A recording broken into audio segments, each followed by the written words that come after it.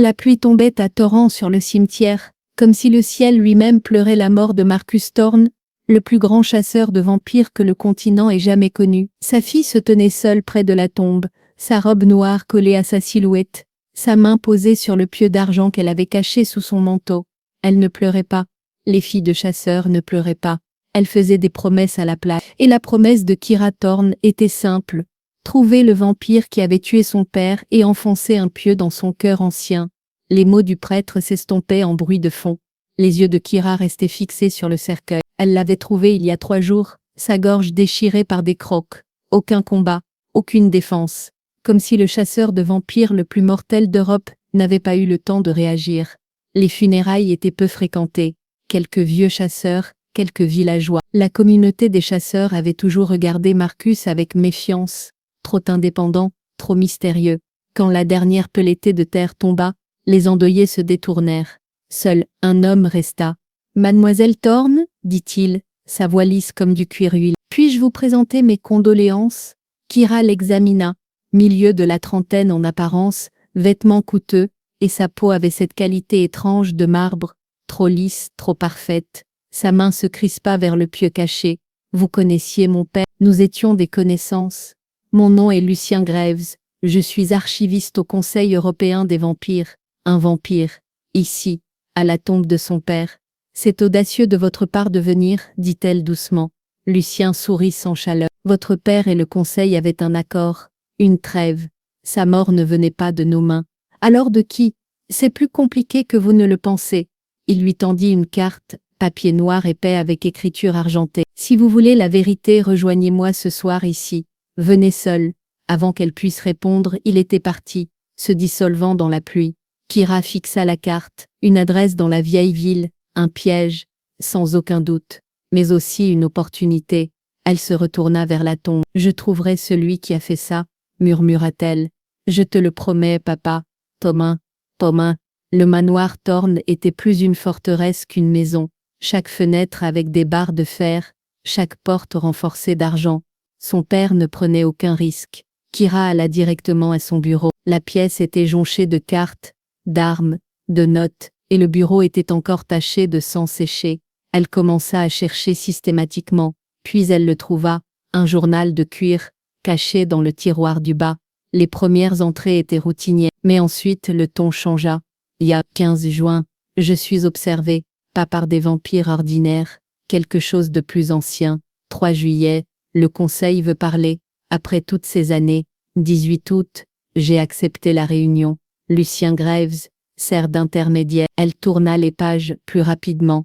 2 septembre, je les ai rencontrés, le conseil du clan Nord, dirigé par Alexandre Corvinus.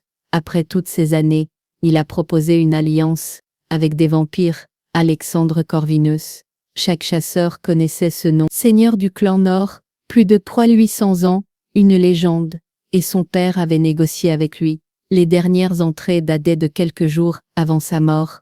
20 octobre, c'est la guerre. Quelqu'un tue humains et vampires, monte les 2 camps l'un contre l'autre. Corvinus croit qu'il y a un traître. J'ai accepté d'aider. Kyra, si tu lis ceci, quelque chose a terriblement mal tourné. Ne fais confiance à personne, ni aux chasseurs, ni au conseil. Et si tu rencontres Alexandre Corvinus, écoute-le, il n'est pas ton ennemi. Kyra ferma le journal. Son père avait travaillé avec des vampires, et maintenant il était mort. Elle regarda l'horloge. 18h37, temps de se préparer. Elle ouvrit l'armurerie cachée, lame d'argent, pieu de bois, arbalète, eau bénite. Elle vérifia chaque arme, puis quitta la maison. L'adresse appartenait à un vieux magasin d'antiquités. La porte était déverrouillée, l'intérieur était rempli de vieux livres et d'artefacts étranges. Mademoiselle Thorne, la voix de Lucien Graves venait de l'arrière, ponctuelle. Elle le suivit dans une bibliothèque qui s'étendait sur 2 étages. « Merci d'être venu, dit-il. Qui a tué mon père ?» exigea Kyra. « Nous ne savons pas, admit Lucien, mais nous avons des théories. Les théories ne suffisent pas. » « Non, » approuva une nouvelle voix, profonde et résonnante. « Mais c'est un début. » Kyra se retourna brusquement. Une silhouette émergea des ombres, grande, plus de 6 pieds, avec des cheveux sombres striés d'argent. Ses yeux étaient d'argent liquide, perçant. Alexandre Corvinus. « Mademoiselle Thorne, dit-il. J'aurais souhaité que nous nous rencontrions dans des circonstances plus agréables. Toi, murmura Kira, tu étais le dernier à voir mon père vivant, c'est vrai, nous discussions de la situation le soir avant sa mort, et puis tu l'as tué. Non, je n'ai pas tué Marcus Thorne, il était précieux pour moi, en tant qu'allié. Lucien prit un vieux livre et le tourna vers Kira. Les pages étaient en latin. Elle lut, quand l'équilibre est brisé, quand chasseurs contre proie sont montés par de fausses preuves, alors le grand schisme commencera, humains et vampires s'entre-détruiront. Une prophétie, dit Corvinus, faite il y a plus de 1000 ans. Lucien montra une carte. Ces 6 derniers mois, il y a eu 17 attaques, 9 sur territoire vampire, 8 sur humain, chaque attaque attribuée à l'autre camp. Quelqu'un orchestre cela délibérément, continua Lucien. Les guildes de chasseurs se mobilisent, les clans vampires se préparent à la guerre. Pourquoi te croirais-je? Demanda Kira. Corvinus sortit un pieu d'argent. Ceci appartenait à votre père, il me l'a donné lors de notre dernière rencontre, comme symbole de confiance. Kira reconnut les initiales. Monsieur Marcus Thorne, il te faisait confiance, murmura-t-elle. Il a appris à me faire confiance. La confiance entre un chasseur et un vampire ne vient pas facilement. Si tu ne l'as pas tué, qui alors? C'est ce que nous devons découvrir. Ensemble, notre père avait caché des preuves. J'ai besoin de temps, dit Kira, pour décider si je vous crois.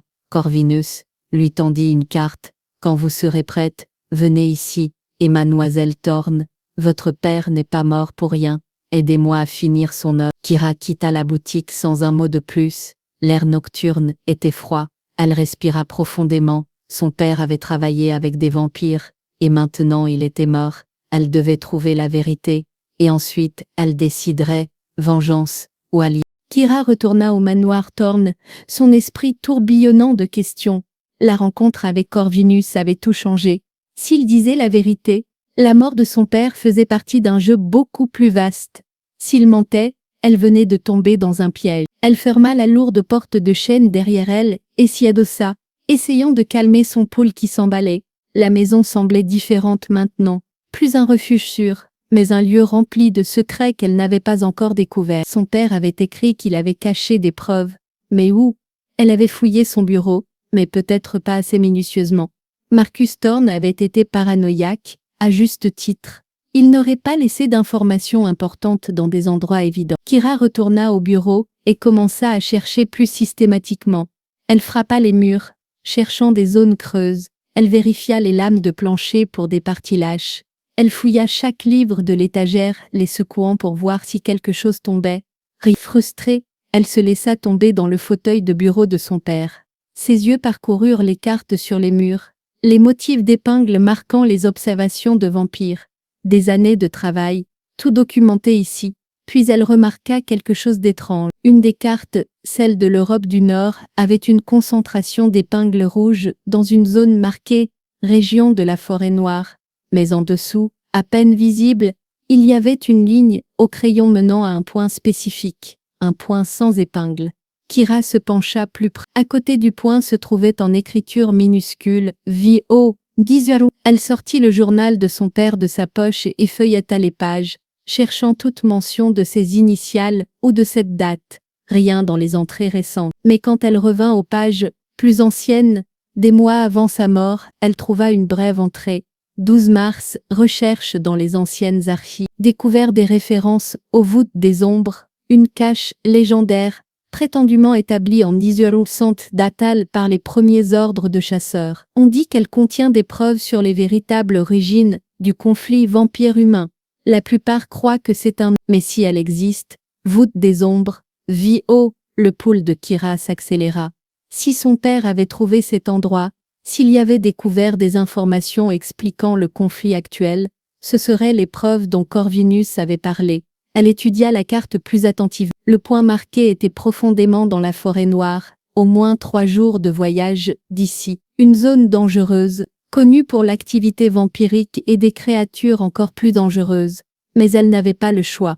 Kira passa l'heure suivante à se préparer. Elle emballa un sac à dos avec des provisions, bouteilles d'eau, viande séchée, une carte, une boussole, une trousse de premiers soins, puis les armes, son arbalète avec 2 douzaines de carreaux, 4 pieux de bois, 2 dagues d'argent, 3 fioles d'eau bénite, et pour l'urgence, un petit pistolet avec des balles d'argent. Elle enfila des vêtements pratiques, pantalons sombres, bottes robustes, une veste de cuir renforcée qui offrait liberté de mouvement, mais aussi une certaine protection contre les griffes ou les crocs. Par-dessus tout, elle mit un long manteau noir avec de nombreuses poches cachées. Quand elle eut terminé, il était presque minuit, trop tard pour partir ce soir. Elle partirait à l'aube. Kira alla dans sa chambre, mais le sommeil ne vint pas facilement. Chaque fois qu'elle fermait les yeux, elle voyait l'image du corps de son père, la gorge déchirée, et elle entendait la voix de Corvinus. Il n'est pas ton ennemi. Cela pouvait-il être vrai? Le seigneur vampire le plus célèbre d'Europe, pouvait-il vraiment être innocent de la mort de son père? À 3 heures du matin, elle abandonna l'idée de dormir. Elle se leva et se dirigea vers la cuisine pour faire du thé. Alors qu'elle traversait le couloir sombre, elle se figea soudain. Une ombre bougea à la fenêtre. La main de Kira vola vers le poignard à sa hanche. Elle se pressa contre le mur et se déplaça silencieusement vers la fenêtre. Lentement, elle jeta un coup d'œil dehors. Une silhouette se tenait dans le jardin, à moitié cachée derrière un arbre, trop grande pour un animal, trop immobile pour un humain. Vampire. L'esprit de Kira s'emballa. Était-ce Corvinus qui l'avait suivi, ou quelqu'un d'autre? Celui qui avait tué son père pourrait maintenant la poursuivre. Elle observa la silhouette pendant plusieurs minutes. Elle ne bougeait pas, semblant juste observer la maison. Puis, soudainement elle se retourna et disparut dans l'obscurité avec une vitesse surnaturelle. Kira attendit encore 10 minutes, son cœur battant, avant de s'éloigner de la fenêtre. Qui que ce soit, il savait où elle vivait. Elle n'était plus en sécurité ici. Elle devait partir plus tôt que prévu. Kira retourna dans sa chambre, attrapa son sac à dos et ses armes, et quitta la maison par la porte arrière.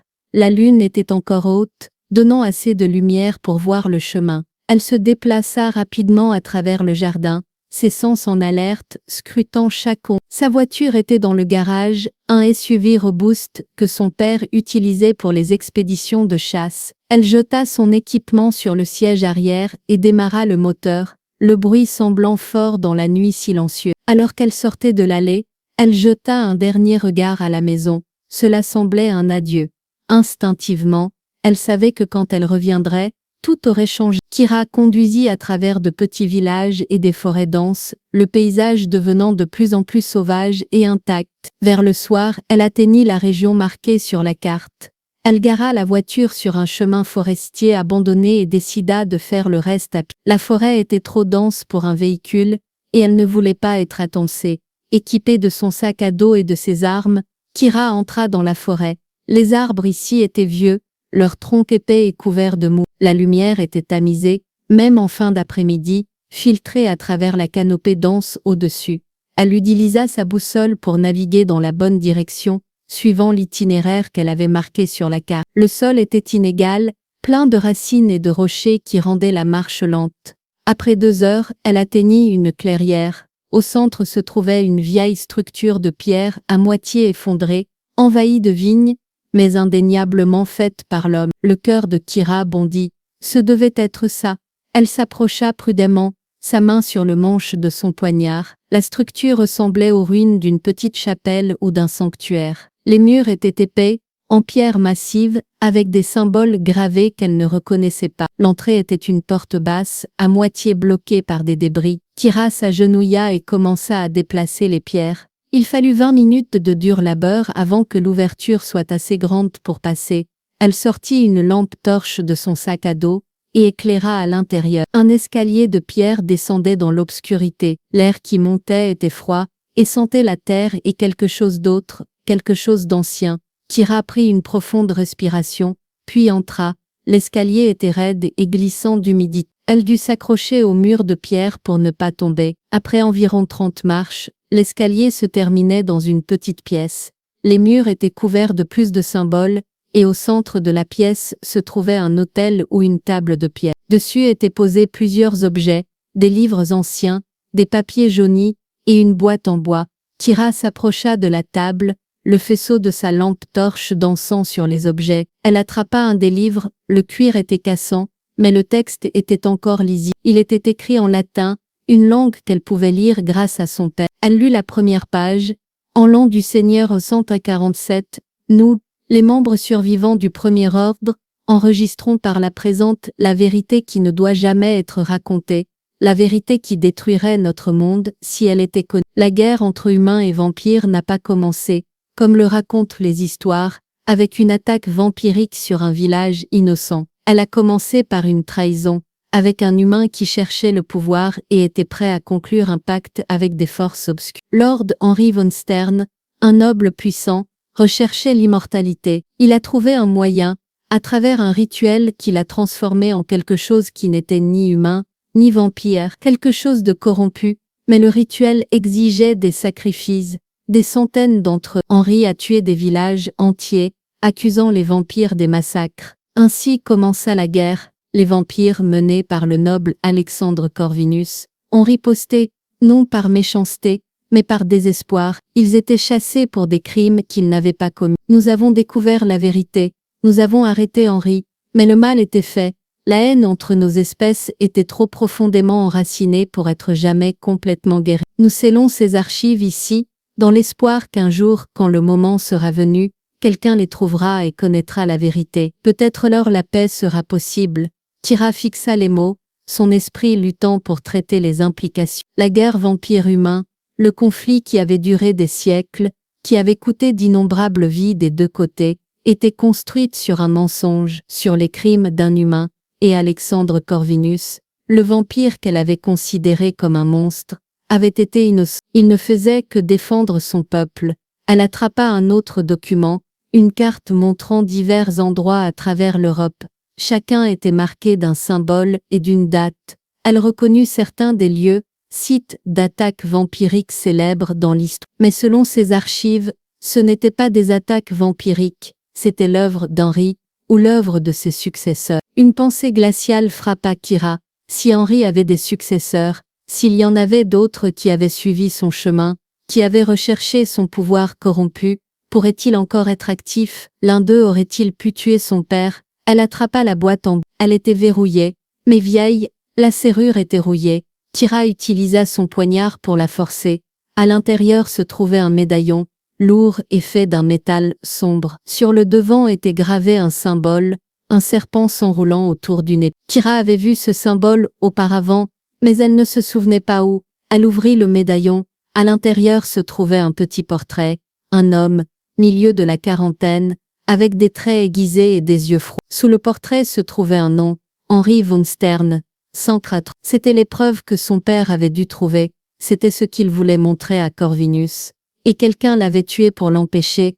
Alors qu'elle se retournait pour partir, elle entendit un bruit d'en haut, le crissement de bottes sur la pierre. Quelqu'un venait. Kira éteignit sa lampe torche, et se pressa contre le mur, sa main autour du manche de son poignard. Elle entendit des voix, au moins 2 personnes, peut-être plus. Elle doit être ici, dit une voix masculine. La voiture n'était pas loin. Trouve-la, ordonna une deuxième voix, celle-ci plus froide, plus autoritaire, vivante, si possible. Nous devons savoir ce qu'elle a trouvé. Le pouls de Kira s'emballa. Elle était piégée, la seule sortie était l'escalier, et il était maintenant bloqué par ses poursuivants. Elle regarda désespérément autour de la pièce. Il devait y avoir un autre moyen. Ces vieilles structures avaient souvent des sorties secrètes, des voies d'évacuation pour les urgences. Ses yeux scannèrent les murs. Là, dans le coin arrière, à moitié caché par les ombres, il y avait une petite ouverture, à peine assez grande pour grimper, mais c'était une chance. Elle se déplaça rapidement vers l'ouverture, juste au moment où la lumière apparaissait de l'escalier. Elle se faufila à travers le passage étroit, ignorant les murs de pierre, qui griffaient ses épaules. Le tunnel était étroit et bas, la forçant à grimper à 4 pattes. Derrière elle, elle entendit des cris. Ils avaient découvert qu'elle s'était échappée. Kira rampa plus vite, son sac à dos s'accrochant aux saillies. Ses mains étaient brutes de la pierre rugueuse. Le tunnel semblait durer éternellement, mais finalement elle vit de la lumière devant elle, un faible clair de lune filtrant à travers une ouverture. Elle atteignit la fin et se força à travers une fissure étroite, dans la paroi rocheuse. Elle émergea dans une autre partie de la forêt, à plusieurs centaines de mètres de la ruine. Sans un moment d'hésitation, elle courut. Elle entendit des voix derrière elle, des ordres criés à travers les arbres. Elle était chassée. Kira courut à travers la forêt sombre, les branches fouettant son visage, les racines menaçant de la faire tomber. Elle n'avait aucune idée dans quelle direction elle allait, elle voulait juste mettre de la distance entre elle et ses poursuivants. Après 20 minutes de course désespérée, elle trébucha soudain et tomba d'une pente raide. Elle roula, essayant de se protéger jusqu'à ce qu'elle s'écrase avec un impact douloureux au fond. Étourdie, elle resta allongée un moment, essayant de retrouver son orientation. Sa cheville hurlait de douleur, foulée au pied. Son sac à dos avait été arraché quelque part pendant la chute. Elle devait le trouver. L'épreuve était dedans. Kira se força à se lever, sa cheville blessée protestant à chaque pas. Elle chercha dans la faible lumière de la lune, le sac à dos, son cœur sombrant à chaque seconde. Puis elle le vit, accroché dans un buisson, à environ 10 mètres de distance. Elle boita vers lui juste au moment où elle entendit des voix au sommet de la pente. Là en bas, je vois du mouvement. Kira attrapa le sac à dos et força son corps blessé à continuer. Mais elle savait qu'elle ne pouvait pas aller loin, pas dans cet état. Elle avait besoin d'aide, et il n'y avait qu'une personne qui pouvait l'aider, même si elle détestait l'admettre. Kira fouilla dans sa poche et sortit la carte que Corvinus lui avait donnée. Dessus se trouvait une adresse, un endroit sûr, avait-il dit. Elle regarda sa boussole, s'orienta, et commença à boiter dans la direction qui, espérait-elle, l'amènerait au salut, ou à sa... Kira boitait à travers la forêt, chaque pas une agonie. Sa cheville était enflée, son visage griffé par les branches, et ses vêtements étaient déchirés. Derrière elle, elle pouvait encore entendre les voix de ses poursuivants, bien qu'elle semble plus éloignée maintenant. La boussole dans sa main tremblante pointait vers le nord-est. Selon la carte de Corvinus, l'endroit sûr devrait être à environ 5 kilomètres dans cette direction. Dans son état, cela pourrait prendre des heures du temps qu'elle n'avait peut-être pas. La nuit devint plus froide. Le souffle de Kira formait des nuages dans l'air et elle commença à trembler. Le choc, l'épuisement et la blessure prenaient leur tribut. Elle savait que si elle ne trouvait pas un abri bientôt, l'hypothermie serait tout aussi mortelle que ses poursuivants humains. Après encore 30 minutes de progrès douloureux, elle traversa une rangée d'arbres et se retrouva sur une étroite route de gravier. Au loin, peut-être un demi-kilomètre plus loin, elle vit des lumières, un bâtiment. Kira força ses jambes à continuer. À chaque pas, sa vision se brouillait davantage, mais elle se fixa sur ces lumières comme un phare dans la tempête. En s'approchant, elle put voir le bâtiment plus clairement, une vieille maison de campagne, grande et élégante, avec des murs de pierre et de hautes fenêtres. Autour d'elle se trouvait un mur de pierre, et une grille en fer forgé bloquait l'entrée. Elle atteignit la grille et s'y appuya lourdement. Il n'y avait pas de sonnette, pas de moyen évident d'attirer l'attention. Avec ses dernières forces, elle martela contre le métal. « À l'aide !» cria-t-elle, sa voix rauque. « S'il vous plaît, j'ai besoin d'aide !» Pendant un long moment, rien ne se passa. Puis la grille s'ouvrit silencieusement, bien que personne ne soit visible pour la déplacer. Kira trébucha à travers, à peine capable de tenir sur ses jambes. Le chemin vers la maison semblait s'étirer à l'infini, mais finalement elle atteignit la massive porte de bois. Avant qu'elle puisse frapper, la porte s'ouvrit.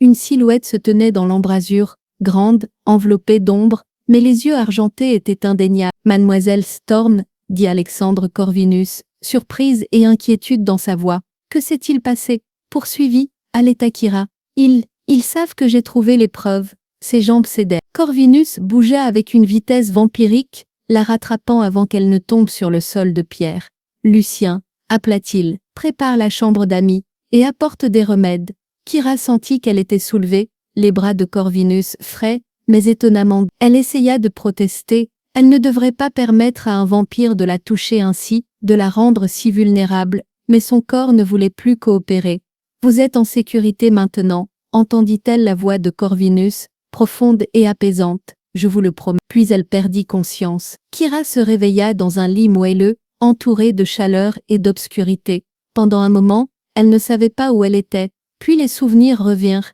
la fuite, la blessure, la maison de Corvinus. Elle s'assit brusquement, ce qui envoya une douleur aiguë à travers sa cheville. La chambre était élégamment meublée, avec de lourds rideaux de velours aux fenêtres et des meubles anciens. Une seule bougie brûlait sur la table de nuit, projetant des ombres vacillantes. « Ah, vous êtes réveillée » dit une voix familière. Kira se tourna et vit Lucien Greaves assis dans un fauteuil dans le coin, un livre à la main. « Combien de temps étais-je inconsciente » demanda-t-elle, sa voix rauque. Environ 4 heures. Il est peu avant l'aube. Lucien ferma le livre et se leva.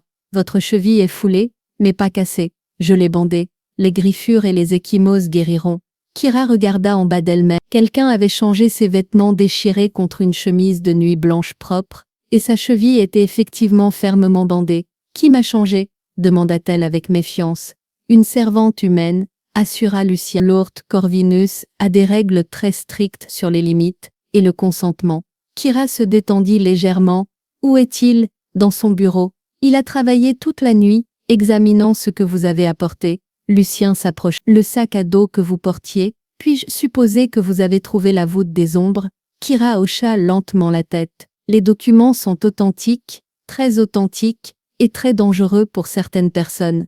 L'expression de Lucien devint sérieuse. Les hommes qui vous poursuivaient, les avez-vous reconnus? Non, il faisait trop sombre. Kira balança ses jambes hors du lit, testant prudemment son poids sur la cheville blessée. Ça faisait mal, mais elle pouvait tenir debout. Mais il savait où j'étais. Il savait ce que je cherchais. Cela signifie que nous avons une fuite, dit Lucien. Quelqu'un vous observe depuis que vous avez pris contact avec nous.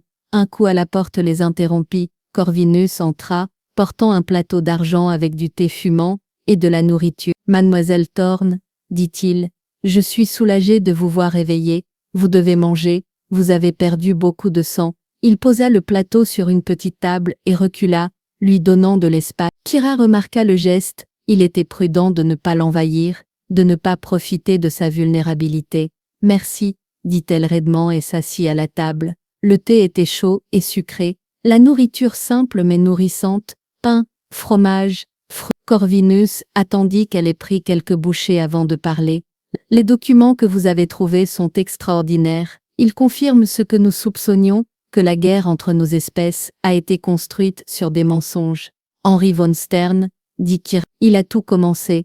Oui, mais Henry est mort en 1849. Le problème est que son idéologie, son culte, pourrait avoir survécu. Les yeux argentés de Corvinus rencontrèrent les siens. Votre père croyait qu'il y a un successeur. Quelqu'un qui continue l'œuvre d'Henry, semant le chaos entre humains et vampires, affaiblissant les deux camps. Mais pourquoi? Demanda Kira. Qu'aurait-il à gagner? Le pouvoir, dit Lucien, le genre de pouvoir qui ne prospère que dans le chaos. Pensez-y, si humains et vampires s'entre-détruisent, qui en profiterait? Qui en profiterait? Kira réfléchit. Quelqu'un qui veut contrôler les deux camps, quelqu'un qui le symbole, un serpent autour d'une épée. J'ai déjà vu ce symbole, dit-elle soudainement.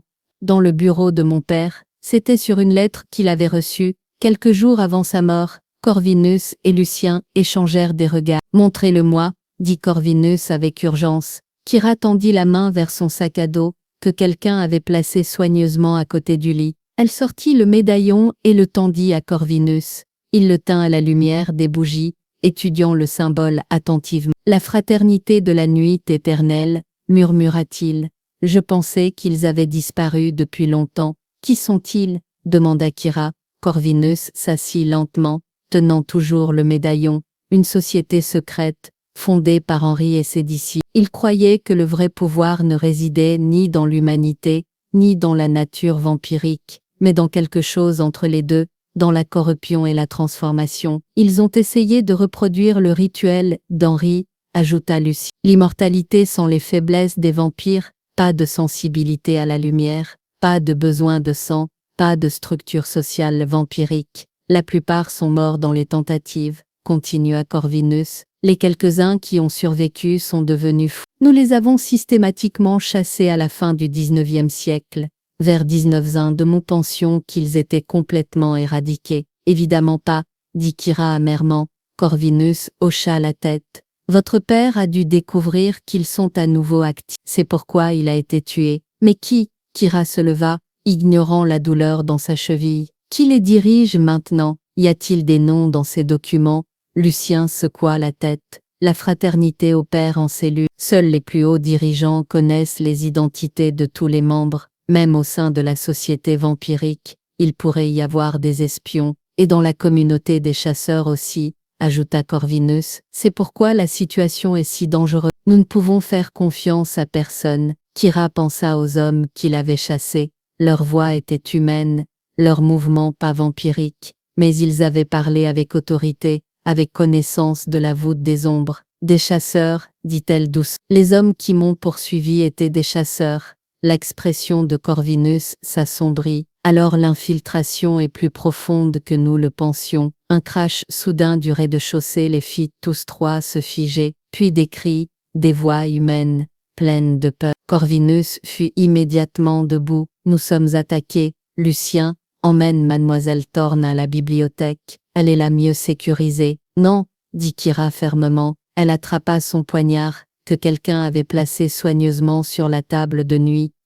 Vous êtes blessé, protesta Corvinus, et tu es en danger à cause de moi, contra Kira. Je me bats. Pendant un moment, leurs regards se rencontrèrent, le seigneur vampire et la fille de chasseur, deux vieux ennemis maintenant alliés à contre-cœur. Puis Corvinus hocha la tête. Très bien, mais restez près de moi. Ils se précipitèrent hors de la chambre, Corvinus en tête, Lucien et Kira suivant. En bas, ils entendirent le bruit du combat, métal contre métal, cris, le craquement du bois. Ils atteignirent le hall principal pour trouver le chaos. Au moins une douzaine d'hommes armés avaient pénétré par les fenêtres, combattant les serviteurs vampires de Corvinus. Les intrus portaient des uniformes noirs, et chacun avait le symbole de la fraternité sur leur poitrine, le serpent autour de l'épée. Enfin, murmura Corvinus, ils montrent leur vraie couleur. Il entra dans le combat, sa vitesse et sa force écrasante. Kira le vit désarmer un homme d'un seul mouvement, jeter un autre contre le mur avec une telle force que la pierre se fissura, mais les intrus étaient bien équipés. Ils portaient des armes d'argent et des arbalètes, avec des carreaux de bois. Un des serviteurs de Corvinus tomba, un carreau à travers son cœur. Kira boita dans la bataille, son poignard fermement dans sa main. Un homme se tourna vers elle, son visage caché derrière un masque. La fille de chasseur, dit-il, nos maîtres seront ravis de vous rencontrer. Il attaqua, son épée visant sa poitrine. Kira para avec son poignard, mais sa jambe blessée la fit trébucher. L'homme pressa son avantage, sa lame se rapprochant de plus en plus. Soudain, Corvinus était là, sa main se refermant sur le poignet de l'homme. D'un mouvement rapide, il brisa le bras de l'attaquant. L'homme hurla et tomba au sol. « J'ai dit, restez prêts » dit Corvinus à Kira. Une trace de « était-ce de l'inquiétude » dans sa voix. Le combat fut brutal mais court. Corvinus et ses serviteurs étaient trop puissants, trop expérimentés. En quelques minutes, les intrus étaient soit morts, capturés ou en fuite. Kira s'appuya contre le mur, hors d'haleine, et tremblante d'adrénaline. Sa cheville hurlait de douleur, mais elle était en vie. Corvinus s'approcha d'un des intrus capturés, s'agenouillant devant lui. « Qui t'a envoyé ?» demanda-t-il, sa voix dangereusement basse. L'homme cracha du sang. « Tu ne nous arrêteras pas, la fraternité est partout, dans tes rangs, dans leurs rangs. » Il hocha la tête vers Kira. « Le schisme arrive, et quand il se terminera, nous régnerons. » « Qui dirige la fraternité ?» demanda Corvinus. L'homme rit, un son perçant. « Tu le sauras bientôt assez, nous le saurons tous, quand le maître se révélera. » Avant que quiconque puisse l'arrêter, l'homme mordit quelque chose dans sa bouche, du poison. Il tomba mort en quelques secondes. Corvinus se leva,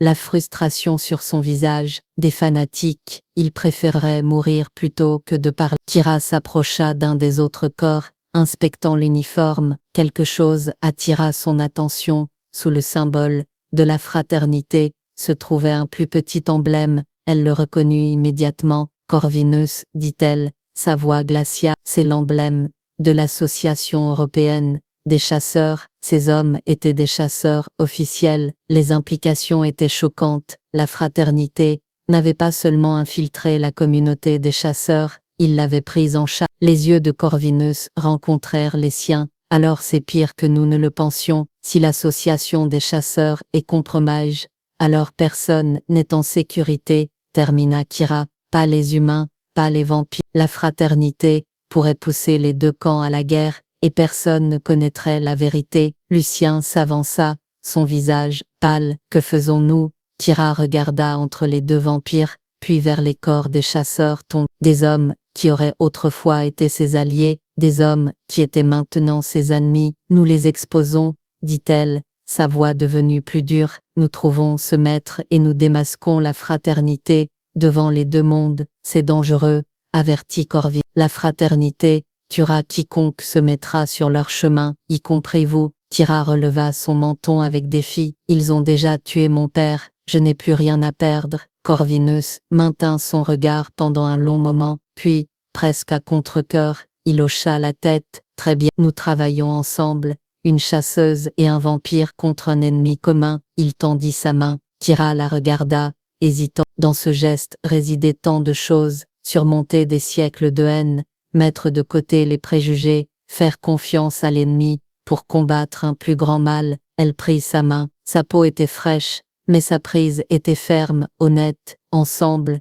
dit-elle. Ensemble, approuva Corvinus, et à ce moment, au milieu des cadavres et de la destruction, une nouvelle alliance fut forgée, une qui pourrait peut-être sauver leur monde, ou les détruire tous les. L'aube n'apporta aucun soulagement. Le domaine de Corvinus était devenu un champ de bataille, fenêtres brisées, sol taché de sang, et les corps des attaquants de la fraternité entreposés dans la cave pour un examen ultérieur. Kyra était assise dans la bibliothèque, les documents de la voûte des ombres étalés devant elle sur une massive table de chêne.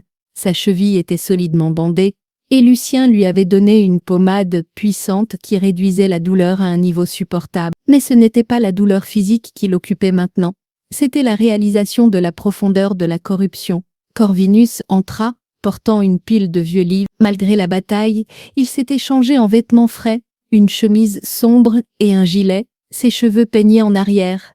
Il ressemblait à un professeur se préparant pour un cours, pas à un seigneur vampire qui venait de défendre sa maison. « J'ai fouillé nos plus anciennes archives, dit-il, posant les livres sur la table, des dossiers sur la fraternité du XIXe siècle.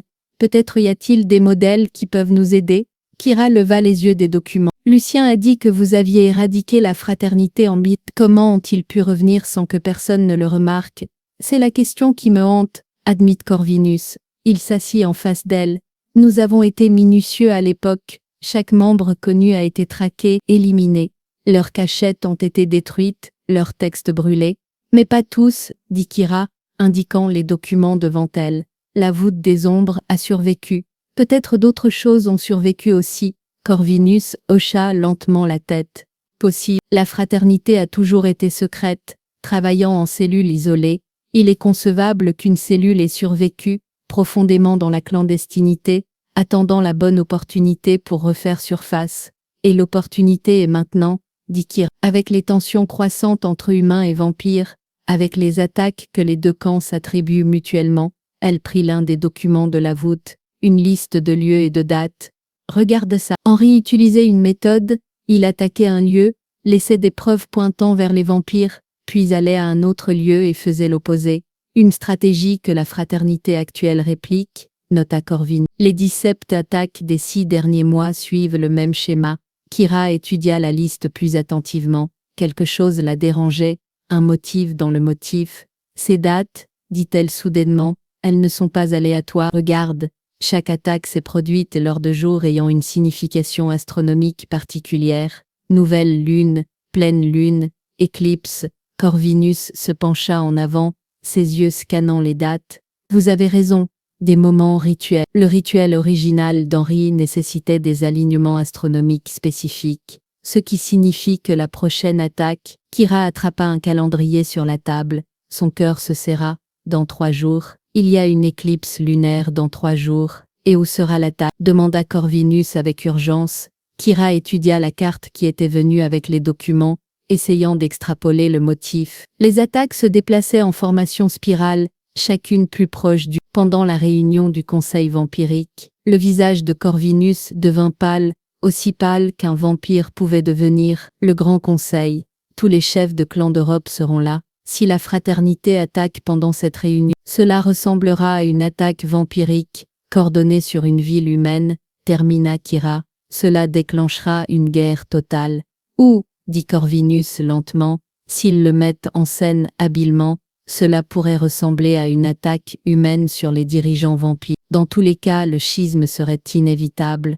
Une pensée urgente frappa Kyra. Corvinus, qui organise cette réunion du conseil, qui a choisi Vienne comme lieu. Corvinus se leva brusquement. La haute chambre, un groupe de vampires anciens qui servent d'organisateurs neutres, pour de tels événements, des noms, exigea Kira, j'ai besoin de leurs noms. Corvinus hésita seulement un moment, puis commença à énumérer, Lord Stefan von Rohenberg, Lady Katharina Volkov, Maître Dorian Blackwood, et, il s'arrêta, et, pressa Kira, et, Lord Gregor Reinhardt, termina Corvinus, son ton étrange, l'un des plus anciens de notre espèce, plus de 900 ans. Kira capta quelque chose dans sa voix, tu ne lui fais pas confiance, Reinhardt, est difficile, dit Corvinus prudemment, il n'a jamais été un défenseur de la paix avec les humains. Il croit en la supériorité vampirique, au droit du plus fort de régner, on dirait quelqu'un qui profiterait d'une guerre, remarqua Kira, peut-être, mais Reinhardt est aussi pragmatique, il comprend qu'une guerre totale affaiblirait les deux camps. Corvinus commença à faire les 100 pas dans la pièce, néanmoins, votre question est légitime, qui a choisi Vienne, qui a décidé de la date. Lucien entra dans la bibliothèque, portant un plateau d'argent avec du thé, et, Kira le remarqua avec surprise, des pâtisseries fraîches. Je pensais que vous pourriez tous deux avoir besoin d'une pause, dit-il. Lucien se tourna Corvinus vers lui. Tu étais à la dernière haute chambre, qui a proposé Vienne pour la réunion du conseil. Lucien posa le plateau et réfléchit. C'était Reinhardt, je crois. Il a argumenté que Vienne était neutre, un lieu avec une longue histoire à la fois humaine et vampirique. Kira et Corvinus échangèrent des regards significatifs. Cela ne prouve rien, avertit Corvinus, mais c'est suspect, il y a un moyen de le découvrir, dit Kira. Elle attrapa son sac à dos et en sortit le médaillon qu'elle avait trouvé dans la voûte des ombres. Ce symbole, la fraternité l'utilise comme signe de reconnaissance. Si Reinhardt est impliqué, il pourrait avoir ce symbole quelque part, caché peut-être, mais présent. Vous suggérez de cambrioler le domaine de Reinhardt, dit Lucien, incrédule. Je suggère de découvrir la vérité avant que des centaines ne meurent, corrigea Kira, ou vit Reinhardt. Dans un château à l'extérieur de Salzbourg, répondit Corvinus. Bien gardé, difficile d'accès, mais pas impossible, dit Kira. Pas pour quelqu'un qui sait chasser. Corvinus l'étudia longuement. Vous êtes sérieuse? Vous infiltreriez le territoire d'un seigneur vampire de 900 ans, basé sur des soupçons. Mon père est mort parce qu'il était trop près de la vérité, dit Kira, sa voix dure. Je ne laisserai pas son sacrifice être vain. Si Reinhardt est innocent, nous trouverons des preuves qui le disculpent. S'il est coupable, alors nous avons un traître dans les plus hauts rangs de la société vampirique, termina Corvinus sombre. Un moment de silence tendu suivit, puis Corvinus hocha la tête. Très bien, nous partons ce soir, mais mademoiselle Thorne, vous devez comprendre, si nous sommes pris dans cette affaire, il n'y aura aucune pitié, Reinhardt aurait tout droit de nous exécuter tous les deux. Alors ne nous faisons pas prendre, dit simplement Kira. Ils voyagèrent dans la voiture de Corvinus, une élégante berline noire avec des vitres teintées qui filtraient le soleil de fin d'après-midi. Lucien conduisait tandis que Corvinus et Kira étaient assis à l'arrière, discutant de l'opération à venir. Le château de Reinhardt est ancien, 11e siècle, expliqua Corvinus, étalant une carte sur le siège entre eux. Les principales défenses sont ici et ici, des gardes, à la fois vampires et humains. Technologie, demanda Kira, étonnamment moderne, caméra de surveillance, détecteur de mouvement, système d'alarme. Reinhardt apprécie le passé, mais il n'est pas stupide, concernant la sécurité. Kira étudia la carte. Qu'est-ce que c'est? Elle pointa un passage étroit qui partait du bâtiment principal, ancien quartier des domestiques, maintenant pour la plupart abandonné. Il se connecte au château principal, par un tunnel. C'est notre chemin d'entrée, décida Kira. Les quartiers des domestiques sont toujours gardés, avertit Corvinus, mais moins intensément que les entrées principales. Et un seul poste de garde est plus facile à surmonter qu'une douzaine. Corvinus sourit légèrement. Vous pensez comme une chasseuse. Je suis une chasseuse, lui rappela Kira, ou du moins j'ai été formée pour la... Et pourtant vous travaillez maintenant avec celui que vous auriez chassé, remarqua Corvinus. L'ironie n'est pas perdue. Kira regarda par la fenêtre, le paysage, qui défilait. Mon père m'a enseigné qu'un bon chasseur cherche toujours la vérité, pas seulement des réponses faciles. Je cherche la vérité, même si cette vérité remet en question tout ce que vous avez cru. Alors que le crépuscule se transformait en nuit, ils atteignirent les contreforts des montagnes autour de Salzbourg. Le château de Reinhardt se dressait au loin silhouetté contre le ciel étoilé. Lucien gara la voiture dans une forêt dense, à environ 1 kilomètre du château. Ils sortirent tous vêtus de vêtements sombres et fonctionnels. Kira vérifia son équipement, poignard, crochet, une petite lampe torche et un appareil photo pour photographier l'épreuve. Corvinus ne portait aucune arme visible, ses propres capacités étaient suffisamment armées. Prête, demanda-t-il. Kira hocha la tête. Allons-y. Ils se déplacèrent à travers la forêt, l'essence vampirique de Corvinus, les guidant autour des patrouilles et des capteurs. Sa capacité à voir dans l'obscurité était inestimable. Il avertissait Kira des obstacles avant qu'elle ne puisse trébucher dessus. Après 20 minutes de progression prudente, ils atteignirent les quartiers des domestiques, un bâtiment en pierre bas principalement sombre. Un garde à l'intérieur, chuchota Corvinus. Vampire jeune, peut-être 50 ans, peux-tu le neutraliser sans le tuer? Demanda Kira. Corvinus hocha la tête. Attends ici. Il disparut dans les ombres, se déplaçant si silencieusement que Kira le perdit de vue bien qu'elle sût où il allait. Quelques secondes plus tard, elle entendit un léger gémissement, puis le silence. Corvinus réapparut à la porte et lui fit signe d'entrer. Le garde était inconscient sur le sol, son cou intact. Il se réveillera dans quelques heures avec un terrible mal de tête, mais il vivra, assura Corvinus. Ils traversèrent les quartiers des domestiques et trouvèrent le tunnel que Corvinus avait mentionné, un passage bas et étroit qui menait profondément dans la terre. Des toiles d'araignée pendaient du plafond et l'odeur d'humidité était écrasante. Charmant, murmura Kira, allumant sa lampe torche. Ils rampèrent à travers le tunnel, la cheville blessée de Kira protestant à chaque pas, mais elle serra les dents et continua. Après ce qui sembla une éternité, ils atteignirent un escalier de pierre menant vers le haut. En haut se trouvait une porte, lourde, en chêne, avec une vieille serrure en fer. Kira sortit son kit de crochéage et se mit au travail. La serrure était vieille, mais bien entretenue. Il fallut 3 minutes de manipulation patiente avant qu'elle entende un clic satisfaisant. La porte s'ouvrit, révélant un couloir illuminé par des torches vacillantes. Le contraste entre l'ambiance ancienne et les caméras de sécurité modernes montées sur les murs était surréaliste. Les caméras, chuchota Kira. Je les vois, répondit Corvinus. Suis-moi. Reste dans les angles morts. Ils se déplacèrent à travers le château comme des fantômes.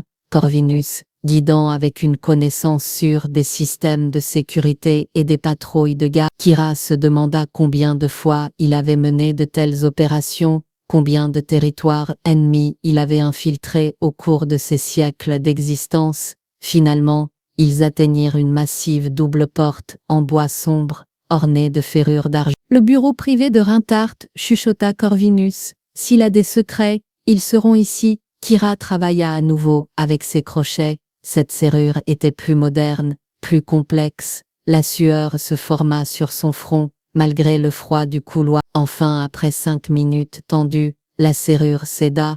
Ils entrèrent dans un bureau opulent, des murs couverts de livres, un massif bureau, des peintures de divers siècles. Cela sentait le vieux cuir et la cire d'abeille. Vite, pressa Corvinus. Nous n'avons pas beaucoup de temps. Ils commencèrent à chercher, Kira prenant le bureau, Corvinus, les bibliothèques, les tiroirs furent ouverts, les documents examinés, mais rien ne semblait suspect. Puis, alors que Kira examinait un faux fond, dans le tiroir du bas, elle le trouva, une petite boîte en bois, similaire à celle de la voûte des ombres. Ses mains tremblent, en l'ouvrant, à l'intérieur se trouvaient 3 objets, un médaillon avec le symbole de la fraternité, une lettre, scellée de cire rouge, et un poignard salam, gravé de runes. Corvinus appela doucement Kira. Il vint immédiatement à elle, en voyant les objets, son visage s'assombrit. C'est l'écriture de Reinhardt, dit-il, pointant la lettre. Je la reconnais. Kira brisa le sceau et déplia la lettre. Le message était bref, le plan progresse, le conseil se réunira comme prévu. Les guildes de chasseurs sont prêtes à réagir à notre signal. Quand l'éclipse viendra, le schisme commencera, la vision d'Henri sera enfin réalisée. J.R. Grégor Rintart, ils avaient trouvé leur traître. Nous devons partir, dit Corvinus, avec urgence. Maintenant, avec ces preuves, la porte s'ouvrit violemment. Lord Grégor Rintart se tenait dans l'embrasure, flanqué d'une douzaine de gardes armés. Il était grand, presque aussi grand que Corvinus, avec des cheveux blancs comme neige et des yeux comme de l'or fondu. Alexandre, dit Rintart, sa voix lisse comme de la soie, comme prévisible, je savais que tu viendrais, dès que tu serais assez proche de la vérité. Corvinus se plaça protectivement devant Kira. Grégor, imbécile, tu sais ce que la fraternité prévoit, ils détruiront nos deux espèces. Rintart sourit froidement, ils détruiront les faibles, les forts, ceux qui embrassent la vision d'Henri, régneront un nouvel ordre, ni humain ni vampirique, mais quelque chose de plus grand. Tu es fou, dit Kira, se plaçant à côté de Corvinus. Et toi, dit Rintart, ses yeux dorés se fixant sur elle, tu es la fille de Marcus, l'homme qui a découvert trop posé trop de questions, exactement comme toi, tu l'as tué, dit Kira, la colère bouillonnant dans sa voix. J'ai donné l'ordre, corrigea Rintart, mes agents humains l'ont exécuté. Marcus était devenu dangereux, une menace pour nos plans, exactement comme tu l'es maintenant. Il fit un signe à ses gardes, prenez-les, vivants si possible, le maître voudra les voir tous les deux avant, et bien avant que la fin arrive. Les gardes avancèrent, armes d'argent tirées. Corvinus se déplaça avec une vitesse fulgurante, attaquant le premier garde. Kira tira ses poignards, prête à se battre, même si elle savait que les chances étaient désespérées. Mais elle n'avait pas l'intention de mourir sans combattre, pas maintenant, pas quand ils étaient si proches de la vérité. Le combat explosa en chaos. Corvinus se déplaça comme un tourbillon, sa vitesse trop rapide pour les yeux humains. Il désarma 2 gardes en fraction de seconde, jeta un 3e contre le mur avec une telle force que des fissures apparurent dans la pierre. Kira se battit avec un désespoir sauvage.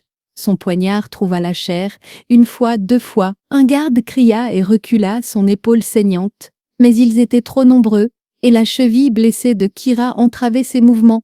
Assez, tonna Rena. Il leva sa main, et soudainement Kira sentit une force invisible la presser contre la bibliothèque. Les livres dégringolèrent autour d'elle, et elle ne pouvait pas bouger, pouvait à peine respirer. Corvinus était immobilisé de la même manière, retenu par l'ancien pouvoir de Rena. Le vampire aux cheveux blancs s'approcha, ses yeux dorés brillaient d'une lumière surnaturelle. 900 ans j'ai vécu, dit Reinhardt doucement, mais sa voix portait à travers la pièce. 900 ans j'ai vu des guerres, des tentatives de paix, des cycles infinis de violence et de trêves fragiles. Et sais-tu ce que j'ai appris, Alexandre?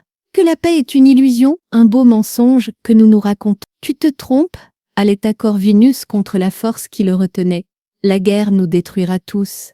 Non, dit Reinhardt avec un sourire froid, elle détruira les faibles. Les forts renaîtront dans les cendres. Le rituel d'Henri n'était que le début. La fraternité l'a perfectionné. La vraie immortalité, le vrai pouvoir, sans les limitations du vampire ou de l'humain. Kira força les mots à sortir. Tu es un fou, je suis un visionnaire, corrigea Rena. Et toi, petite humaine, toi et ton père mort, vous étiez si près de tout ruiner, mais plus maintenant. Il se tourna vers ses gardes, amenez-les dans les cachots. Cellules séparées, chaînes d'argent lourdes pour Corvin. Nous les gardons jusqu'à ce que le maître décide quoi faire d'eux. La force invisible disparut soudainement, et Kira tomba au sol. Avant qu'elle puisse se remettre, des mains fortes la saisirent, arrachèrent ses armes, lièrent ses mains derrière son dos. Elle se débattit, donna des coups de pied et poussa, mais c'était inutile. Elle vit Corvinus submergé de manière similaire, des chaînes d'argent placées autour de ses poignets, qui fumaient où elle touchait sa peau. Ils furent traînés à travers des couloirs sombres, plus profondément dans le château, jusqu'à ce qu'ils atteignent les cachots, d'anciennes chambres de pierre qui sentaient l'humidité et le désespoir. Kira fut jetée dans une petite cellule, à peine plus grande qu'un placard. La porte claqua, une lourde serrure en fer cliqua en place. Elle était seule dans l'obscurité, seule la faible lueur d'une torche distante offrait de la lumière. Elle entendit la cellule de Corvinus à proximité, le cliquetis de ses chaînes, son gémissement étouffé de douleur de l'argent contre sa peau. Corvinus, appela-t-elle doucement. Tu vas bien? Je survivrai, vint sa réponse, tendue par la douleur. Mais nous avons peu de temps. Reinhardt n'attendra pas. Il nous emmènera soit à ce maître, soit il nous tuera, termina Kira. Elle tâta ses poches, cherchant quelque chose d'utile que les gardes auraient pu manquer. Ses doigts trouvèrent quelque chose, un seul petit crochet, caché dans l'ourlet de sa veste. Les gardes avaient pris son kit de crochéage, mais celui-ci il l'avait manqué. Ce n'était pas grand-chose, mais c'était une chance. Je peux peut-être me libérer, chuchota-t-elle. Donne-moi du temps. Elle commença à travailler sur la serrure de sa porte de cellule, ses doigts crispés et tremblants dans le froid. La serrure était vieille, rouillée, mais solide. Les minutes passèrent comme des heures. Kira, dit soudainement la voix de Corvinus, si nous sortons d'ici, si nous survivons, tu dois aller à Vienne, avertir le conseil. Nous irons tous les deux à Vienne, corrigea fermement Kira. Je suis enchaînée avec de l'argent, dit Corvinus. Même si tu ouvres ma cellule, je ne peux pas briser ces chaînes. Elles brûlent trop profondément. Mais toi tu peux partir, tu peux t'échapper. Je ne te laisserai pas derrière, dit Kira, sa voix plus dure que prévu. Pourquoi? La question de Corvinus était douce mais intense. Je suis un vampire, ton ennemi naturel. Pourquoi risquerais-tu ta vie pour moi?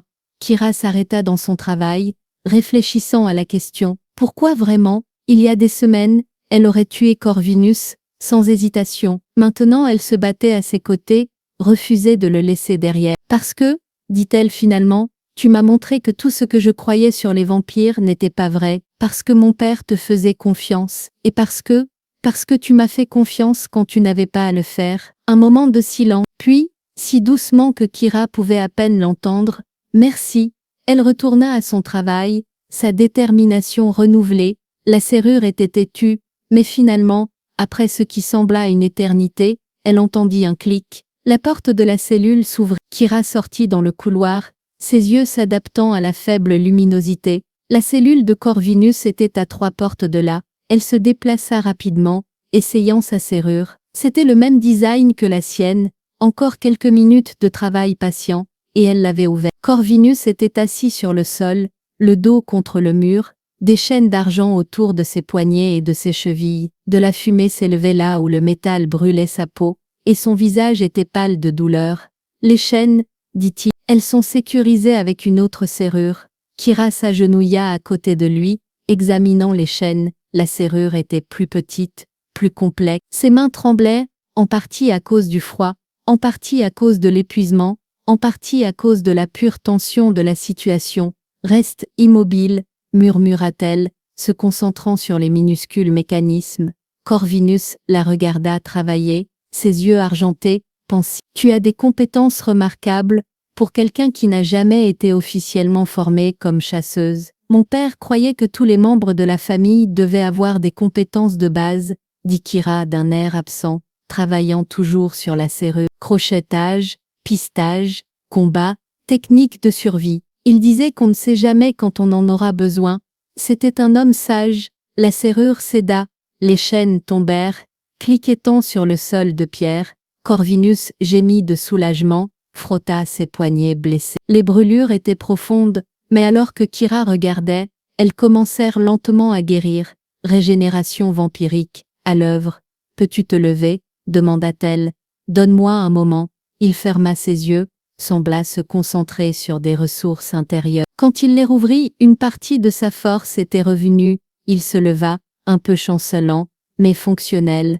Nous devons partir, dit Kira. Maintenant, avant, des pas résonnèrent du couloir au-dessus. Beaucoup de pas. Trop tard, murmura Corvin. Ils viennent nous chercher, alors nous devons trouver un autre chemin, dit Kira. Elle regarda autour du cachot, cherchant des options. Là, dans le mur arrière de la cellule de Corvinus, à moitié caché par les ombres, il y avait une petite grille, un canal de drainage peut-être, ou un conduit de ventilation. Là, dit-elle, le pointant du doigt.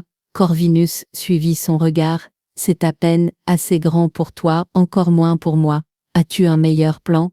Les pas devinrent plus forts. Des voix maintenant audibles, des gardes, descendant. Corvinus se déplaça vers la grille et l'arracha du mur avec force brute, igulant comment le métal, coupait ses mains un corps en guérison. Derrière se trouvait un tunnel étroit, montant dans l'obscurité. Toi d'abord, dit-il. Kira n'hésita pas, elle se faufila dans l'ouverture, commença à grimper. Le tunnel était étroit, les murs rugueux, et sa cheville blessée protestait à chaque traction vers le haut, mais la peur et l'adrénaline la poussaient. Derrière elle, elle entendit Corvinus suivre, forçant son cadre plus grand à travers l'espace étroit. Puis, d'en bas, le bruit des portes de cellules s'ouvrant, des cris des gardes, alors qu'il découvrait les cellules vides.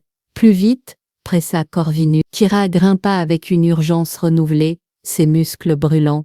Le tunnel semblait sans fin, mais finalement elle vit de la lumière au-dessus, un faible clair de lune filtrant à travers une autre grille. Elle l'atteignit et poussa de toutes ses forces. La grille était rouillée, elle céda, s'ouvrit, et elle se tira dehors dans un jardin. Elle était dans un jardin clos, rempli de statues et de plantes envahissantes. La lune était basse dans le ciel, donnant juste assez de lumière pour Corvinus émergea secondes plus tard, ses vêtements déchirés, ses mains sanglantes, mais ses yeux brûlaient de détermination. La porte principale est là, dit-il, pointant à travers le jardin, mais elle sera fortement gardée. Maintenant qu'ils savent que nous nous sommes échappés, alors nous n'allons pas à la porte principale, dit Kira. Elle étudia le haut mur de pierre qui entourait le jardin. Peux-tu sauter par-dessus le mur? Corvinus leva les yeux, mesurant la hauteur. Normalement oui, mais après l'argent. Essaie, pressa Kira. Nous n'avons pas d'autre choix.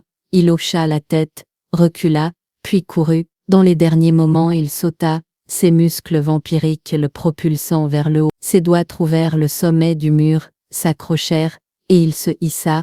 Du sommet il tendit sa main vers le bas. Prends ma main.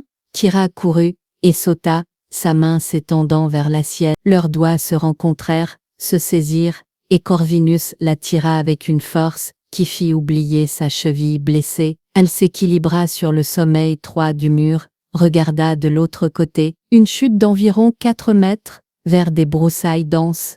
Saute, dit Corvinus, je serai juste derrière toi. Kira prit une profonde respiration et sauta.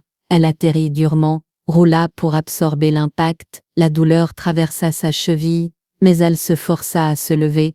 Corvinus atterrit à côté d'elle avec une grâce féline. Derrière eux, ils entendirent des cloches d'alarme sonner, des cris, le chaos de leur découverte. Cours, dit Corvinus, et ils coururent. Ils se précipitèrent à travers la forêt, les branches fouettant leurs visages, les racines menaçant de les faire tomber. Derrière eux, ils pouvaient entendre des poursuivants, à la fois gardes humains et vampiriques, fonçant à travers les bois. La voiture le Kira, ou, suis-moi, dit Corvinus, changeant soudainement de direction. Ils coururent encore 10 minutes, le temps se brouillant dans un tourbillon de peur et d'épuisement. Finalement ils percèrent à travers les arbres et virent la voiture de Lucien, exactement où ils l'avaient laissée. Lucien se tenait à côté, ses yeux s'écarquillèrent de choc en voyant leur apparence en lambeaux. Vite, cria Corvinus. Conduis, ils sautèrent tous dans la voiture. Lucien démarra le moteur et fila, juste au moment où les premiers poursuivants émergeaient de la forêt. Pendant plusieurs minutes, personne ne parla, tous trop occupés à reprendre leur souffle et à traiter qu'ils avaient survécu. Finalement Lucien brisa le silence. « Je suppose que vous avez trouvé ce que vous cherchiez, plus que ça, dit Corvinus, sombrant à le traître. Il fait partie de la fraternité, et l'attaque à Vienne aura lieu dans 2 jours pendant l'éclipse lunaire. Alors nous devons y aller maintenant, dit Lucien, appuyant sur l'accélérateur. Kira se pencha en arrière dans son siège, chaque muscle endolori. Corvinus, dit-elle doucement, Reinâtre a mentionné un maître, quelqu'un au-dessus de lui. As-tu une idée de qui cela pourrait être? Le visage de Corvinus était sombre. Je le crains. Si Reinâtre, l'un des vampires les plus anciens et les plus puissants, n'est qu'un luton, alors le maître doit être quelqu'un avec un pouvoir et une influence immense, quelqu'un capable de manipuler à la fois humains et vampires plus haut niveau, quelqu'un qui a des contacts dans la communauté des chasseurs et dans la société vampirique, ajouta Kira, réfléchissant aux implications. Exactement, il n'y a que peu qui correspondent à cette description. Corvinus hésita, puis dit le nom qu'ils avaient tous deux craint, le haut commandant. Kira sentit son sang se glacer, le haut commandant de l'Association européenne des chasseurs. Corvinus hoqua gravement la tête. Victor Kraus, il est commandant depuis plus de 30 ans. Il a accès à toutes les opérations de chasseurs, tous les secrets, et c'est lui qui a initié les négociations de paix avec le Conseil vampirique, il y a des années, ce qui aurait donné un accès parfait à la société vampirique, réalisa Kira. Il a pu infiltrer les deux camps, construire la confiance, placer des espions, et maintenant il orchestre la tromperie ultime, une attaque qui plongera les deux camps dans une guerre totale, dont seule la fraternité profitera. Corvinus frappa l'accoudoir de son poing. Nous avons été si stupides, nous pensions que la paix était possible, alors qu'il planifiait l'annihilation tout ce temps. Mon père le savait, dit doucement Kira, il a dû suspecter Kraus. C'est pourquoi il travaillait en dehors des canaux officiels, pourquoi il t'a contacté directement, et pourquoi Kraus l'a fait tuer, termina sombrement Corvinus. Le silence remplit la voiture pendant un long moment, puis Kira se redressa, la détermination durcissant ses traits. Alors nous finissons ceci, dit-elle, nous allons à Vienne, nous arrêtons l'attaque, et nous exposons Kraus devant les deux mondes, contre toute la fraternité, dit Lucien de la. Avec Reinhardt et Kraus commandant leurs ressources, nous sommes largement en infériorité numérique, alors nous trouvons des alliés, dit Kira, il doit y en avoir d'autres, chasseurs et vampires qui voient la vérité, qui veulent la paix, nous devons les trouver. Corvinus la regarda, quelque chose comme de l'admiration dans ses yeux anciens. Tu es remarquable, Kira Thorne, ton père serait fier, mon père voudrait que je finisse son œuvre, dit Kira, et c'est ce que je ferai, même si cela me tue. Espérons que cela n'arrivera pas, dit Corvinus, il tendit sa main, et après un moment d'hésitation, Kira la prit, deux vieux ennemis, maintenant alliés contre une menace commune, ce n'était pas l'alliance que quiconque aurait attendue, mais peut-être, juste peut-être, c'était celle qui pourrait sauver leurs deux mondes. La voiture fonça à travers la nuit, vers Vienne, et vers la confrontation finale, qui déciderait du sort des humains et des vampires. Vienne brillait dans le crépuscule du soir, une ville d'histoire et d'élégance. Mais sous sa belle façade, une tempête se préparait qui pourrait changer les deux mondes pour toujours. Kira se tenait à la fenêtre d'une maison sûre que Lucien avait arrangée, un petit appartement avec vue sur le bâtiment du conseil. Dans moins de 2 heures, l'éclipse lunaire commencerait, et avec elle, l'attaque. Les chefs de clan sont déjà arrivés, rapporta Lucien, la rejoignant. Tous les 12 clans européens, rassemblés en un seul lieu. Si la fraternité frappe, ce sera un bain de sang, termina Corvinus, se tenant derrière eux. Il s'était changé en vêtements frais, ses blessures étaient guéries, mais l'épuisement était visible dans ses yeux. Et Kraus s'assurera que des témoins humains le voient, le documentent. La guerre sera inévitable. Kira se tourna de la fenêtre. Alors nous l'arrêtons. Mais nous avons besoin d'aide. Corvinus, y a-t-il des chefs de clan qui te font confiance, qui t'écouteraient? Quelques-uns, admit-il. Mais Reinhardt est aussi là, et il a de l'influence. Si je fais publiquement des accusations sans preuve irréfutable, nous avons des preuves, interrompit Kira. Elle attrapa son sac à dos, et en sortit les documents de la voûte des ombres, la lettre de Reinhardt, le médaillon. Cela devrait suffire. Pour des gens raisonnables, oui, dit Corvinus. Mais Reinhardt rejettera cela comme une contrefaçon. Nous avons besoin de plus. Nous devons le prendre en flagrant délit. Un plan commença à prendre forme dans l'esprit de Kira. Et si nous laissions Reinhardt croire que son plan fonctionne, le laisser commencer l'attaque, puis l'exposer devant tous? Trop risqué, dit immédiatement Lucien. Des humains mourront de toute façon si nous ne faisons rien, contre Kira. Mais si nous chronométrons bien, si nous interceptons les attaquants de la fraternité avant qu'ils ne causent de vrais dégâts, Corvinus hocha lentement la tête. Cela pourrait fonctionner, mais nous avons besoin d'informations d'initiés. Nous devons savoir exactement où l'attaque viendra, combien d'attaquants, leur route exacte. Je peux découvrir cela, dit une nouvelle voix depuis la porte. Tous les trois se retournèrent. Une femme se tenait là, milieu de la trentaine, avec des cheveux courts foncés et des yeux vifs. Elle portait l'uniforme d'une chasseuse, mais sans insigne. « Qui es-tu » exigea Kira, sa main se déplaçant vers son poignard. Et Lara Frost, dit la femme. J'étais une agente de l'association des chasseurs, jusqu'à ce que je découvre que le commandant Krauss donnait des ordres qui violaient chaque protocole. Quand j'ai posé des questions, j'ai été marquée comme traîtresse. Elle entra dans la pièce. Lucien m'a contacté il y a des semaines, il a dit qu'un moment pourrait venir où mes connaissances internes seraient utiles. Peux-tu accéder au plan opérationnel de la fraternité ? Demanda directement Corvinus. Et Lara hocha la tête. J'ai encore des contacts, des chasseurs loyaux qui se méfient de la direction de Krauss. L'un d'eux a accès aux communications cryptées de la fraternité. Elle sortit un papier plié de sa veste.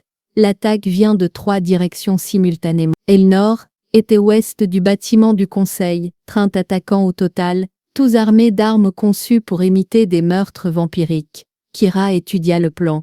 Si nous pouvions stationner des équipes à chaque point, intercepter les attaquants avant qu'ils n'atteignent le bâtiment, nous aurions des preuves vivantes, dit Corvinus, des membres de la fraternité, qui peuvent être interrogés devant le Conseil. Mais nous avons besoin de plus de 3 personnes, objecta Lucien.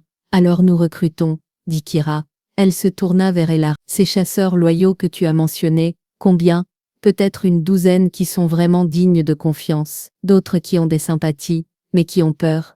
Une douzaine devra suffire, dit Corvinus. Et je peux amener certains de mes propres gens, des vampires qui veulent combattre la fraternité. L'heure suivante fut un tourbillon de préparation. Elara contacta ses contacts chasseurs, les convainquant avec les preuves que Kira et Corvinus avaient rassemblées. Corvinus envoya des messages cryptés à des vampires alliés, leur demandant de venir à Vienne, alors que l'éclipse lunaire commençait, la lune glissant lentement dans l'ombre de la Terre. Ils étaient prêts. 3 équipes, chacune composée de 4 chasseurs et 2 vampires se positionnèrent au point d'attaque prévu. Kira dirigeait l'équipe nord, Corvinus l'est, et Lara l'ouest. Kira s'accroupit derrière un mur, son arbalète chargée, ses sens en alerte maximale. À côté d'elle se trouvaient 2 chasseurs, des frères qui se méfiaient de Krauss, et 2 vampires du clan de Corvinus. Ils arrivent, chuchota l'un des vampires, ses sens améliorés détectant le mouvement avant les humains. Kira jeta un coup d'œil au coin. 10 silhouettes approchaient,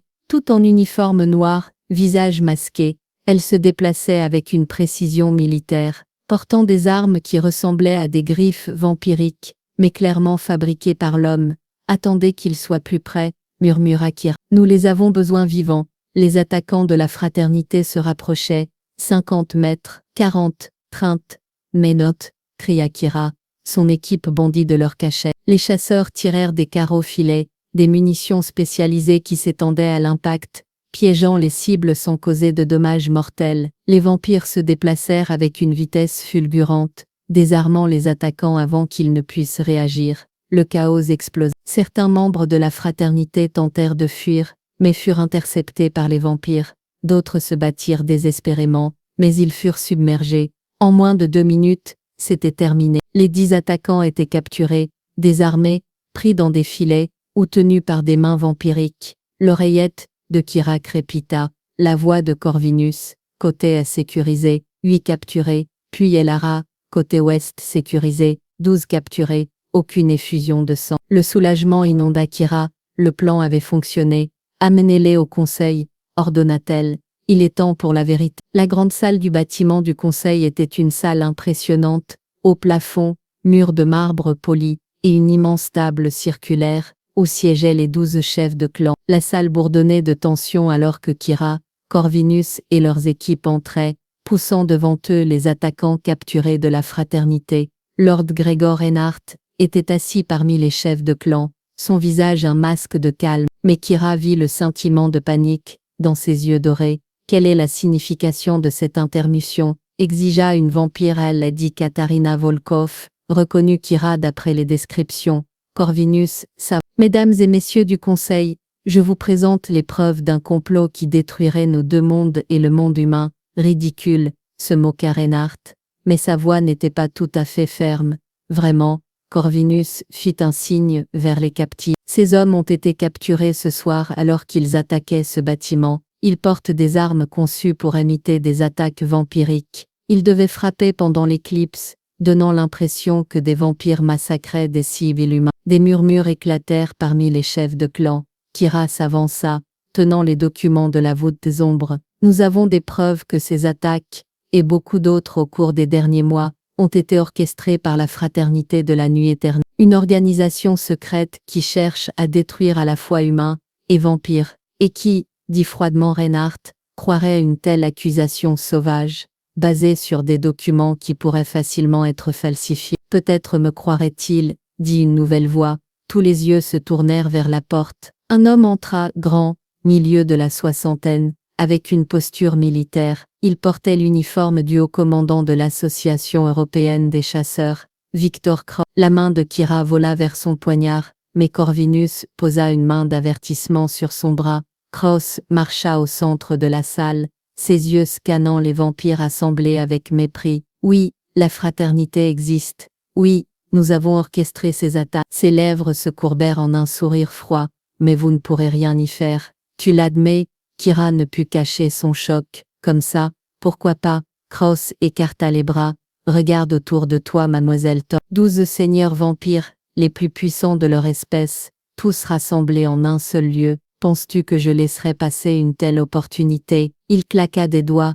Les portes de la salle explosèrent vers l'intérieur. Des dizaines d'attaquants de la fraternité se précipitèrent, lourdement armés, leurs armes pointées sur les seigneurs vampires. Balles d'argent, dit Cross avec désinvolture, pieds de bois, eau bénite, tout ce qui est nécessaire pour tuer des vampires. Et dehors j'ai 200 hommes de plus positionnés, ainsi que des témoins humains, journalistes, officiels, qui documenteront comment des chasseurs héroïques ont arrêté une attaque vampirique sur des humains innocents. Kira sentit une peur glaciale. Ils avaient sous-estimé Cross. Il n'avait pas seulement un plan de secours, il avait toujours eu l'intention d'apparaître personnellement, de porter le coup final lui-même. Mais alors Corvinus sourit, un sourire froid et dangereux. Vous avez fait une erreur, Cross, dit-il doucement. Ah oui? Et laquelle? Vous avez supposé que nous n'étions pas préparés. Corvinus leva sa main. Un signal. Soudain d'autres vampires se matérialisèrent des ombres de la salle, au moins 50, tous armés, tous prêts à se... Et avec eux, à la surprise visible de Cross, des chasseurs humains, les loyalistes recrutés par Elara. Vous voyez, dit Corvinus, nous avions notre propre plan de secours. Le visage de Cross s'assombrit de colère. Peu importe, vous êtes toujours en infériorité numérique. Mes hommes à l'extérieur sont encerclés, interrompit Elara s'avançant, par une force combinée de chasseurs et de vampires qui connaissent la vérité. C'est fini, Cross. Pendant un moment, il y eut un silence tendu, puis Cross rit, un son perçant et fou. Imbécile, siffla-t-il, vous ne comprenez pas, la fraternité est plus grande que moi, plus grande que Reinhardt. Même si vous nous arrêtez aujourd'hui, d'autres se lèveront. La vision d'Henri ne mourra jamais. Peut-être pas, dit Kira, s'avance. Mais aujourd'hui, elle échouera, et chaque jour après, nous nous battrons pour nous assurer qu'elle échoue à nouveau, humains et vampires ensemble. Elle regarda Corvinus, qui hoqua la tête. Ensemble, ils s'adressèrent aux chefs de clan assemblés, et aux chasseurs. C'est le choix, dit Corvinus. Nous pouvons suivre le plan de Cross, nous entre-détruire, ou nous pouvons choisir un nouvel avenir, un où nos espèces n'existent pas comme ennemis, mais comme, sinon amis, au moins pas ennemis. La guerre entre nos espèces est basée sur des mensonges, ajouta Kira, des mensonges répandus par des gens comme Cross, des gens qui profitent du conflit. Il est temps de mettre fin à ces mensonges. Lord Stefan von Hohenberg, le plus ancien des chefs de clan, se leva lentement. La fille de chasseur dit vrai, je me souviens d'époques, il y a des siècles, où nos espèces coexistaient en paix. Peut-être pouvons-nous revoir ces jours, un après l'autre. Les autres chefs de clan se levèrent, acquiescent, même les chasseurs, à la fois les loyalistes d'Elara et certains des propres hommes de Cross qui reconnaissaient la vérité, commencèrent à baisser leurs armes. Cross vit sa défaite, et tenta de courir vers la porte, mais Corvinus fut plus rapide, bloquant son chemin avec une vitesse surnaturelle.